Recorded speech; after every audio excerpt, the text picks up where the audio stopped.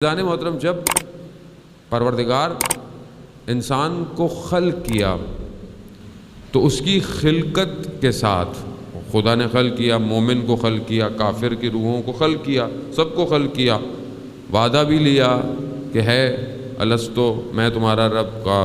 جو روحیں پاک تھیں انہوں نے اقرار کیا اور عہد کیا کہ ہم خدا کی مدد کریں۔ خوب، یہ جو خدا نے مومن کو جب خلق کیا تو اس کی طینت میں کفار کی خصلتوں کو ملایا۔ کفار کی جو خصلتیں ہیں، خوب انسان غلطی کرتا ہے، برے کام کرتا ہے، مومن کرتا ہے کہ نہیں کرتا؟ خدا نہ خواستہ میں آپ کو نہیں کہہ رہا کہ آپ بولیں کہ ہمیں مولانا صاحب کہہ رہے ہیں کہ نہیں، انسان، میں اپنے آپ کو کہہ رہا ہوں، میں خوب انسان سے غلطی ہوتی ہے، کوتاہی ہوتی ہے۔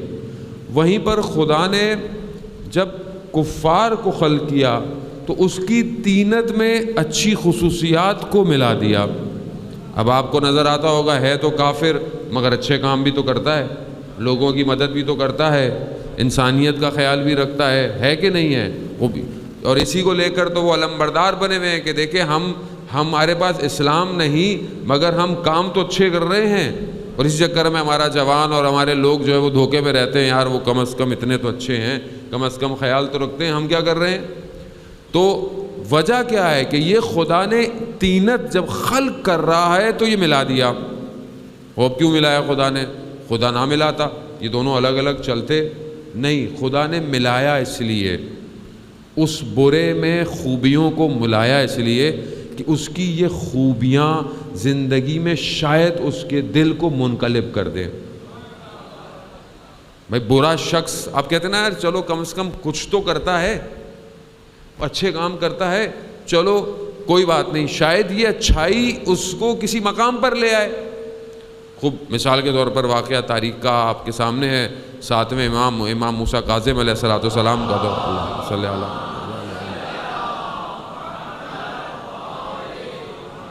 امام کا دور ہے، امام گزر رہے ہیں، امام نے گھر میں سے دیکھا کہ گانے کی آوازیں ہیں، رقص کس طرح کی آوازیں آ رہی ہیں، تو وہ کنیز باہر کچھ کچرا پھینکنے کے لیے باہر آئی، تو میرے مولا نے اس سے پوچھا کہ یہ گھر کس کا ہے، آزاد ہے یا غلام ہے؟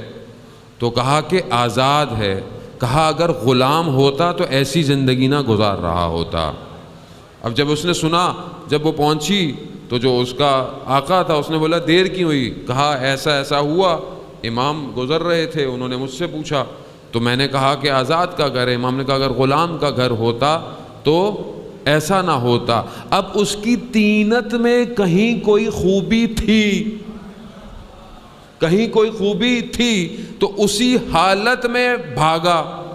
بشر حافی کا واقعہ ہے، اسی حالت میں بھاگا، ننگے پاؤں بھاگا اور جا کر امام کی خدمت میں جا کر جو ہے وہ پاؤں میں پڑ گیا اور مولا سے معافی مانگی اور ایک بہت عالم دین بن گیا۔ یعنی طینت میں اچھائی تھی کہیں نہ کہیں، اسی لیے پروردگار نے اس روحوں کے اندر اچھائیاں رکھی ہیں کہ شاید منقلب ہو جائیں۔ آج آپ کو پوری دنیا کے اندر کئی لوگ مسلمان ہوتے نظر آتے ہیں کہ شاید کافر تھے، شاید ہندو تھے، چاہے عیسائی تھے، یا حتیٰ دین نہیں رکھتے تھے، مگر آج آپ دیکھتے ہیں کہ وہ کسی نہ کسی بات کی وجہ سے منقلب ہو گئے ہیں، ان کے دل جو ہے وہ کنورٹ ہوتے جا رہے ہیں۔ کیوں ہو رہے ہیں؟ اگر یہ راستہ واضح ہوتا تو کوئی بھی ادھر سے ادھر نہ آتا۔ نہیں، شاید آپ کو سمجھ میں نہیں آیا۔ اگر طینت میں اچھائی نہ ہوتی تو حر کبھی بھی ادھر سے ادھر نہ آتا۔ یعنی خدا نے رکھی ہے اور یہاں پر بھی برائیاں رکھی ہیں۔ کیوں رکھی ہیں؟ ہمارا امتحان لے پروردگار کہ یہ ہر حالتوں میں جب شکنجے کی حالت میں پڑتے ہیں برائیوں کی طرف پلٹتے ہیں یا مجھے یاد کریں گے۔ خوب، یہ دو ڈفرنٹ قسم کے ایسے نظریات نہیں ہیں، یہ باقاعدہ دو بلاک ہیں جو انسان کی خلقت سے ایک دوسرے کے ساتھ لگے ہوئے ہیں، اور یہ ہمارے وجود کا خاصہ ہے۔ وہ مومن سے غلطی ہوتی ہے، مومن گناہ کرتا ہے، کیوں کرتا ہے؟ کیونکہ اس کے طینت میں چیزیں مخلوط ہیں۔ عزیزان محترم، وہ پروردگار سورہ انفال کی آیت نمبر